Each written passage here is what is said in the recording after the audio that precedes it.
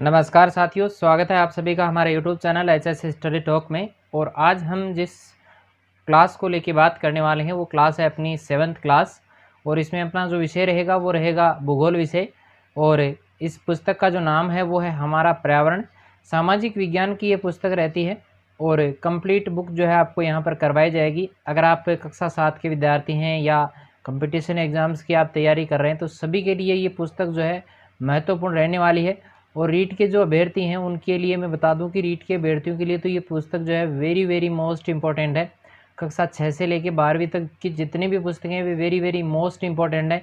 और मेरा यहाँ पर जो आपको मैटर तैयार करने के देने का जो उद्देश्य है वो सभी के लिए बहुत महत्वपूर्ण रहने वाला है। एक एक चीज़ बहुत छांट के जो है यहाँ पर आपके सामने प्रस्तुत की जाएगी। तो कंप्लीट बुक जो है वो आपको करवाई जाएगी। कक्षा 6 की मैंने कंप्लीट बुक जो भूगोल की रहती है वो मैंने करवा दी है। ठीक है, सबसे पहले अपन भूगोल की ही बात करेंगे। कक्षा 8वीं तक भूगोल को लेके चलेंगे, फिर अपन इतिहास को पढ़ेंगे। ठीक है, इस प्रकार सारी पुस्तकें जो है हमारे यहाँ करवाई जाएंगी।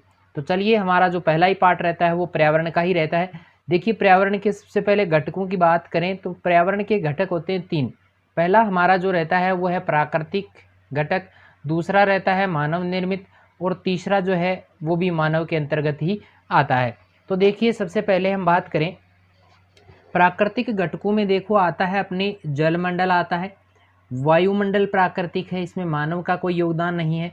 स्थल मंडलों का जो निर्माण हुआ उसमें भी जो प्रकृति है उसी का योगदान है। और जो जैव मंडल बना, ये सारे के सारे जो हैं वो पर्यावरण के प्राकृतिक घटक माने जाते हैं। अब मानव निर्मित घटकों की बात करें तो इमारतें मानव ने बनाई हैं, पार्कों का निर्माण मानव ने किया है, पुल जो हैं वो मानव ने बनाए हैं, सड़कों का निर्माण मानव ने किया है और स्मारक जो है वो मनुष्य ने बनाए हैं, उद्योगों का निर्माण जो है वो मनुष्य ने किया है। और भी देखिए, मानव जो होते हैं कौन कौन इसमें आते हैं। देखिए, एक व्यक्ति आ सकता है, परिवार आ सकता है, एक समुदाय आ सकता है, कोई धर्म विशेष इसके अंतर्गत आ सकता है, शैक्षिक संस्थान इसके अंतर्गत आ सकते हैं, आर्थिक जो हमारे संसाधन हैं वो सारे इसमें आ जाएंगे। और राजनीतिक स्थिति जो है वो मानव की परिभाषा के अंतर्गत आते हैं। मुख्य रूप से पर्यावरण के घटक आपको 2 ही मानने हैं, एक है प्राकृतिक घटक और दूसरा है मानव निर्मित घटक। ठीक है, चलिए इनको एक एक को बढ़िया ढंग से समझते हैं कि क्या कहाँ से इसमें सवाल पूछा जा सकता है, किस प्रकार के सवाल इसमें आ सकते हैं। देखिए, पाठ नंबर 1 रहेगा अपना, नाम है पर्यावरण। देखिए, किसी भी जीवित प्राणी की चारों ओर पाया जाने वाले लोग हो सकते हैं, कोई वस्तुएं हो सकती हैं, कोई स्थान हो सकता है, या मैं कहूँ तो प्रकृति हो सकती है। ये सब कुछ मिलकर जो है वो बनाते हैं पर्यावरण को। किसका निर्माण करते हैं? पर्यावरण। इसका मैं बात करूँ तो परि प्लस आवरण से ये बना है। परि प्लस आवरण से इसका निर्माण हुआ है। परि का मतलब होता है चारों ओर। परि का मतलब क्या होता है? चारों ओर होता है। चारों ओर आवरण यानी ढका हुआ, यानी जो हमारे चारों ओर है, जो हमारे चारों ओर है वही क्या है? पर्यावरण है। हमारे चारों ओर लोग भी हैं, वस्तुएं भी हैं, स्थान भी है, प्रकृति भी है, तो सारा का सारा क्या कहलाएगा? पर्यावरण कहलाएगा। दूसरी बात करें तो ये प्राकृतिक एवं मानव निर्मित परिघटनाओं का मिश्रण है।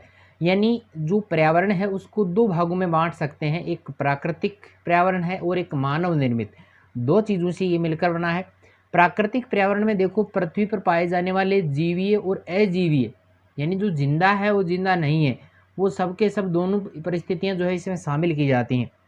दूसरी बात करें तो मानव पर्यावरण में मानव की परस्पर क्रियाएं शामिल हैं, उनकी गतिविधियां शामिल हैं और उनके द्वारा बनाए गई जो मकान वगैरह हैं या कोई और निर्माण उन्होंने किया है, तो वो सारा का सारा इसमें शामिल होता है मानव पर्यावरण में। ठीक है, समझ में आ गया होगा। सबसे पहले बात करते हैं प्राकृतिक पर्यावरण को लेकर।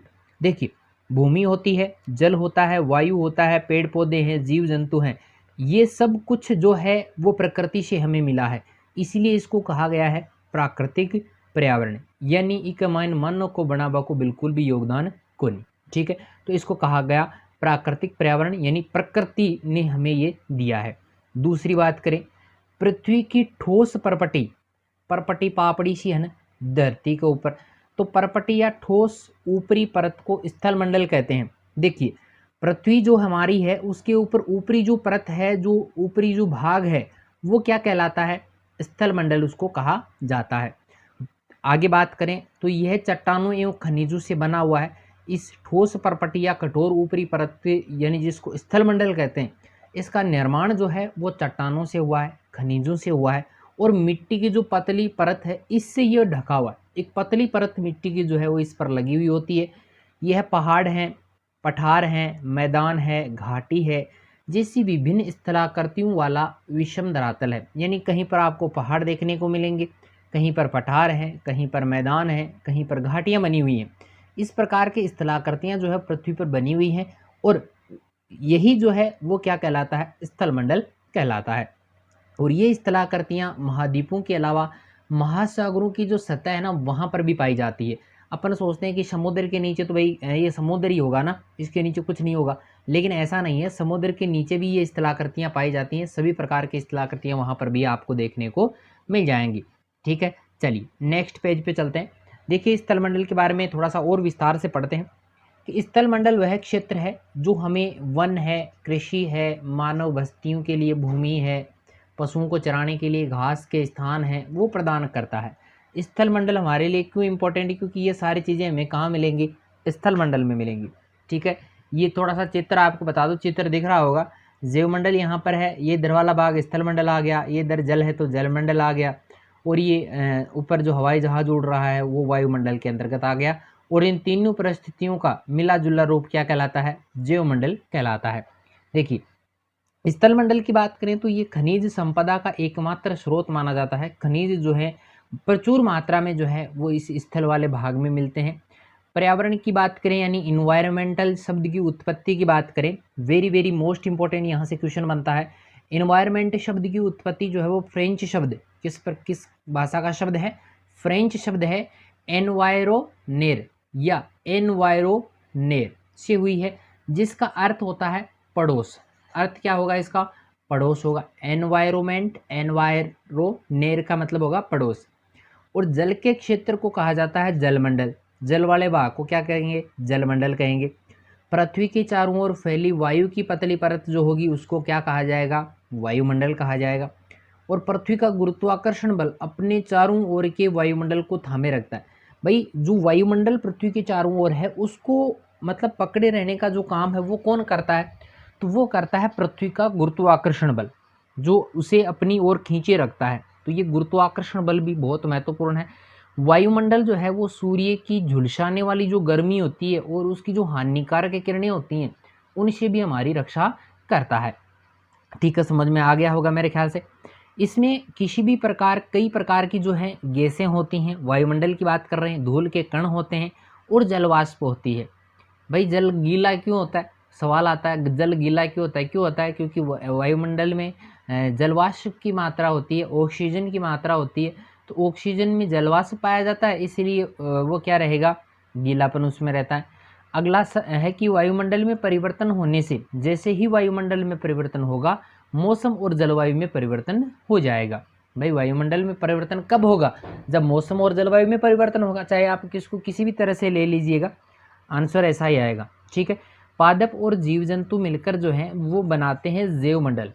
पादप मिले, जीव जंतु मिले, मिलकर क्या बना, जैवमंडल बना। ये सभी मिलकर मैंने बताया था कि जैवमंडल का निर्माण इस प्रकार होता है। आगे है पारिस्थितिकी तंत्र क्या होता है। देखो पारितंत्र वह तंत्र जिसमें, देखिए वेरी वेरी मोस्ट इंपॉर्टेंट है, वह तंत्र जिसमें समस्त जीवधारी आपस में एक दूसरे के साथ तथा पर्यावरण के उन भौतिक और रासायनिक कारकों के साथ मिलकर क्रिया करते हैं जिसमें वे निवास करते हैं, उसे कहते हैं पारितंत्र। ठीक है, चलिए आगे बात करते हैं। आज की डेट की मैं बात करूं, 5 जून आज है और आज अपना जो रहेगा वो रहेगा विश्व पर्यावरण दिवस। इसी को ध्यान में रखते हुए आज जो है ये क्लास मैंने स्टार्ट की है। मैटर पहले से तैयार था लेकिन इसको थोड़ा सा इस हिसाब से ही लेना था। तो 5 जून है और विश्व पर्यावरण दिवस जो है वो आज ही की डेट में है और प्रतिवर्ष मनाया जाता है।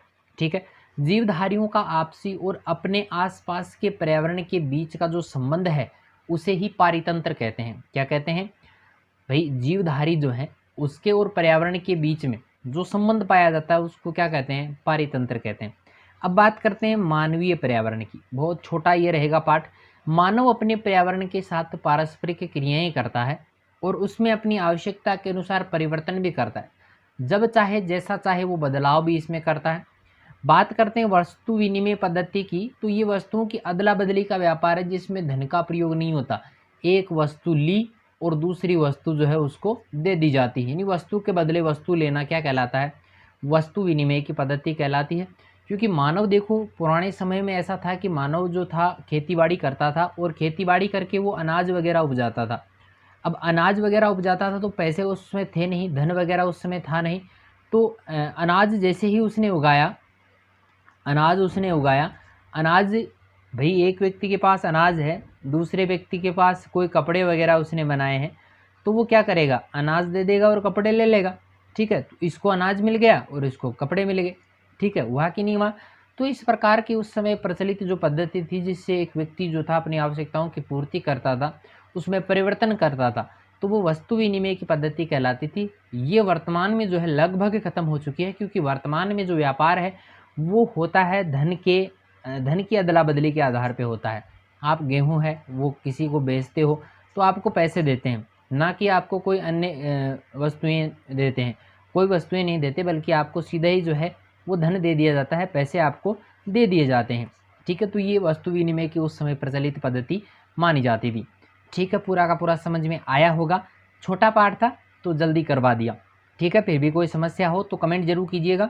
वीडियो पसंद आता है तो लाइक ज़रूर करें और अपने दोस्तों के साथ जितना आप शेयर कर सकते हो उसको शेयर करो, ताकि जो भी हमारे साथी हैं उन सभी को इसका फ़ायदा हो सके। क्योंकि ये मैटर तैयार करने में काफ़ी मेहनत लगती है, काफ़ी ज़्यादा टाइम जो है वो इसमें लगता है, और सारा आप लोगों के लिए ही है। तो आप लोग कीजिएगा ये काम, क्योंकि अगर आप रीट की तैयारी करते हैं या आप पीटीटी है, बीएसटीसी है, किसी की भी तैयारी आप कर रहे हैं, सभी के लिए ये पुस्तकें जो है बहुत महत्वपूर्ण रहने वाली है। इसीलिए मैं इनको जो है करवा रहा हूँ, धीरे धीरे हो रहा है सारा। चलिए अभी आज के लिए इतना ही, मिलते हैं एक नई वीडियो के साथ में, तब तक के लिए आज्ञा दीजिए। धन्यवाद।